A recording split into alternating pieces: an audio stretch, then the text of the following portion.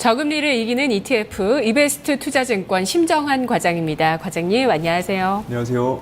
네, 한 주 동안 글로벌 시황 먼저 알아보죠. 네, 지난주 전 세계 주식시장이 1.32% 상승하는 모습을 보였습니다. 특히 글로벌 증시가 전반적으로 상승하는 모습을 보이고 있는 가운데 유독히 그 라틴 아메리카 지역의 증시만 좀 부진한 모습을 보였습니다. 첫 번째로는 그 인도 주식시장이 좀 상승하는 모습을 보였습니다. 그리스 지원이 합의됐다는 소식이 전해지면서 좀 상승으로 시작한 인도 주식시장이 국제신용평가사인 무디스가 이제 기준금리를 인하할 것이다라는 전망을 내놓으면서 상승폭을 더 확대하는 모습이었습니다. 또한 모디 정부의 그 지출 확대 계획이 좀 알려진 것도 증시에 좀 호재로 작용했습니다. 인도의 자산운용사 아스베다의 그 비카스 굽타 수석 부대표는 그리스와 중국 이슈가 지나가면서 당장은 우려가 없다. 정부는 인프라 투자를 늘리려고 노력하고 있고 그 결과는 향후 2, 3분기에 걸쳐서 나타날 것이다 라고 설명을 했습니다. 그리고 또 한 가지 인도에서는 외국인 투자 규제를 좀 완화하려는 움직임이 관측되고 있습니다. 그 인도 재무장관이 외국인 직접 투자가 국외 거주 인도인의 투자와 통합될 것이라고 밝히면서 투자 절차를 좀 간소화시키면서 해외 투자자들의 인도 주식 매입 여지를 늘려줄 것이라는 기대감이 커지고 있는 상황입니다. 중국도 이렇게 외국인 투자 한도를 늘리기 네. 시작하면서 거의 없다 한 자릿수 비중에서 이제 늘리기 시작하면서 관심을 좀 연말부터 많이 받았고요. 베트남도 이제 외국인 투자 한도 늘린다고 하더라고요. 네. 인도도 마찬가지네요. 예, 인도도 그 시도에 좀 동참을 하고 있는 것 같습니다. 네, 아시아 쪽에 이런 모습들이 우리는 1990년대 내외에 지나갔던 그런 과정들이죠. 또 한 주 동안 어떤 점 주목하셨나요? 또 한 가지 특징적인 것은 브라질이 좀 하락하는 모습을 보였습니다. 브라질은 원자재 가격 하락 때문에 좀 경제 전망이 불투명한 상태인데요. 지난주에는 경제 지표들마저 좀 실망스럽게 발표가 되면서 우려감을 더 키워가고 있는 상황입니다. 지난 14일에 발표된 브라질 5월 소매 판매가 전년 대비 마이너스 4.5%로 크게 감소한 걸로 나타났는데요. 이거는 좀 전월 대비해서 감소폭이 더 심화된 것입니다. 그리고 전문가들의 예상치인 마이너스 3.7%보다도 훨씬 악화된 수치로 브라질 경제가 좀 적신호가 켜진 것이 아니라는 의견이 좀 우세한 상황입니다. 외환 흐름 역시 순유출 기조를 이어가고 있기 때문에 경제활동 지수와 순신규 고용에서도 예상을 하회하고 있는 모습을 보이기 때문에 브라질 주식시장은 좀 하락 압박을 받는 모습이었습니다. 네, 원자재 가격 하락으로 경제 펀더멘털에 영향을 받고 있는 브라질까지 알아봤습니다. 한 주 동안 상품 시장과 통화 시장의 동향은 어땠나요? 예, 상품 시장에서 금 가격에서 5년 만에 최저치가 나오는 경우가 좀 발생을 했습니다. 네. 지난주 한 주 내내 금 가격이 하락하는 모습을 보였습니다. 그리스 협상이 좀 타결되면서 안전자산 수요가 감소하는 분위기가 감지가 됐습니다. 그리고 시장 참여자들은 미국의 금리 인상 우려감에 대해서 좀 촉각을 곤두세우는 모습으로 좀 전이가 됐습니다. 자넷 옐런 연준 의장이 미국 하원 금융서비스위원회 경제 증언을 통해서 고용시장이 꾸준히 개선될 것으로 예상된다. 그리고 해외의 혼란이 미국 경제를 궤도에서 벗어나게 만들지는 않을 것 같다라고 밝히면서 금리 인상을 향한 궤도가 계속되고 있다는 메시지를 던졌습니다.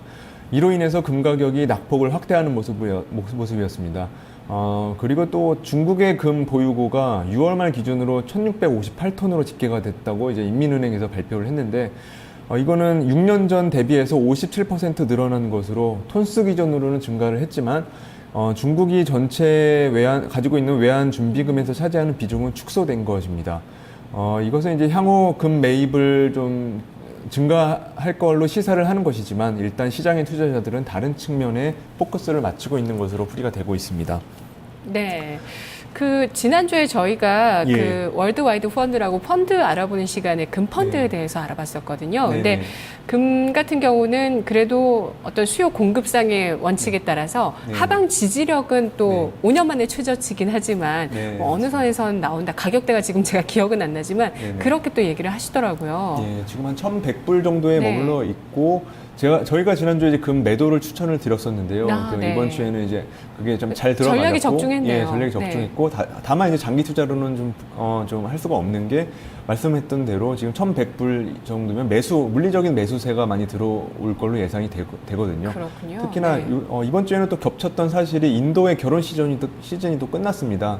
그러면서 금에 대한 매수가 줄어들었고 안전자산 선호 현상이 줄어들고 미국에서 금리 인상 얘기 나오고 네. 이런 것들이 굉장히 많이 겹쳐서 나온 현상이고 다만 이 충격이 지금 스탑로스까지 건드린 상태로 굉장한 그 매도가 크게 나왔기 때문에 한동안 조금 어려울 거는 같지만 네. 오히려 장기적으로 봤을 때는 매집할 수 있는 구간으로 지금 보고 있는 견해가 상당히 많이 있습니다. 그렇군요. 네. 또 어떤 상품 시장 동향 볼 수 있을까요? 네, 그리고 지금 옥수수가 2주 연속 상승을 했었는데 이번 주에는 좀 차익 실현 분위기가 나타나면서 하락하는 모습을 보였습니다.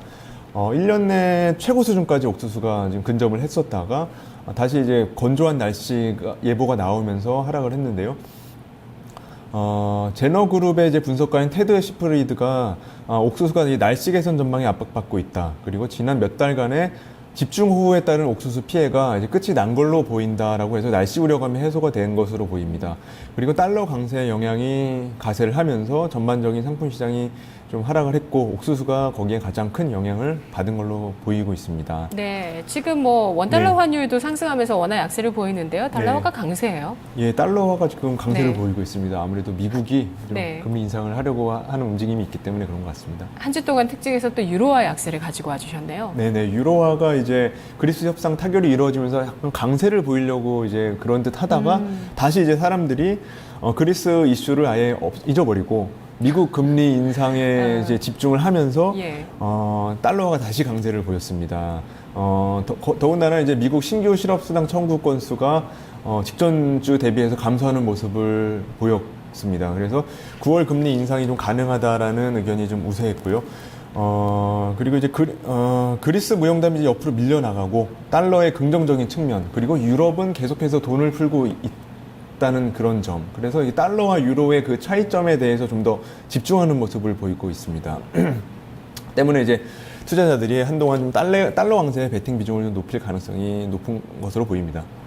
네, 그러면 이제 다가오는 이제 지금부터의 한 주 동안 예. 어떤 ETF를 가지고 대응을 해볼까요? 첫 번째로 유망한 ETF 꼽아주시죠. 예, 이번 첫 번째로 투자에 좀 유망할 걸로 꼽히는 거는 선진국 주식 시장의 하락에 투자하는 ETF를 좀 추천을 드립니다.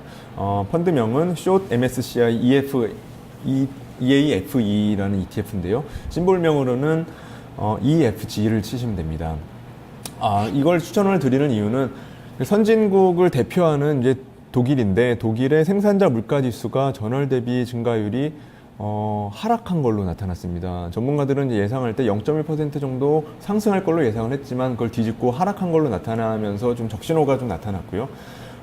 이런 거는 좀 투자자들에게 그 심리적으로 악영향을 줄 걸로 보입니다. 그리고 또 한 가지는 그리스 협상 타결로 인해서 좀 안도감이 밀려들면서 선진국 증시가 많이 상승을 했습니다. 제가 준비해온 차트를 좀 잠깐 보시겠습니다. 예, 차트를 보시면 이거는 지금 하락에 투자하는 펀드고 지금 바닥권에 있는 것을 보실 수가 있습니다. 네. 그만큼 이제 올라갔던 증시가 다시 떨어질 걸로 예상이 되면서 지금 하락해 있는 이 EFG의 경우에는 상승할 걸로 예상이 되고요. 특히나 네. 이번 주에는 특별한 이슈가 없기 때문에 단기 차익 실현에 나설 가능성이 매우 높은 상황이라고 판단이 됩니다. 다만 길게 투자하시기보다는 1, 2주 내에 짧게 수익 실현하는 것을 추천을 드립니다. 네, 선진국 하면은 독일 지역 지금 설명해 주셨는데 미국까지 포함이 되는 건가요? 미국은 제외한 선진국입니다.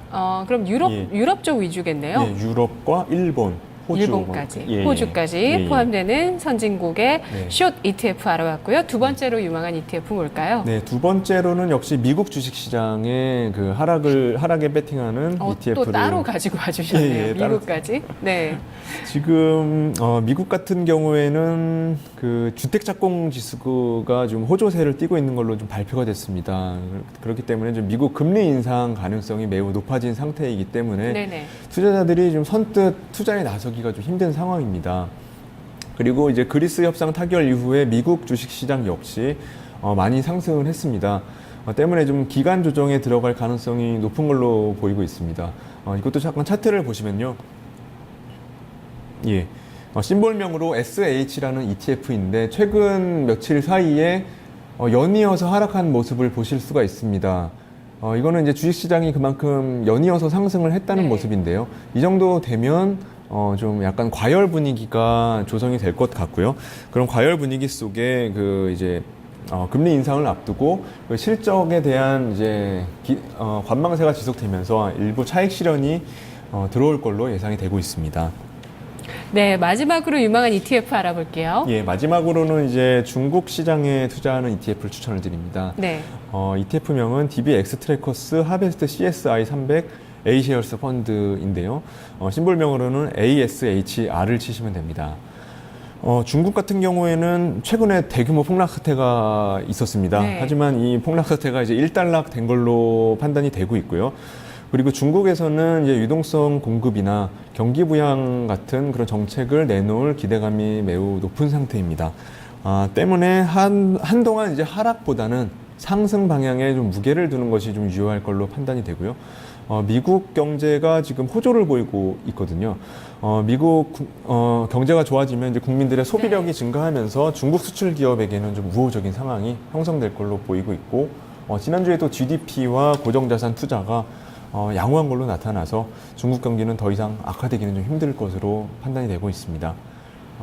향후에 이제 중국 정부가 만약에 반시장 정책을 만약에 나오면 그때 매도해도 괜찮을 것 같습니다. 알겠습니다. 과장님 오늘 분석 잘 들었습니다. 예, 감사합니다. 네, 고맙습니다. 네. 저금리를 이기는 ETF였습니다.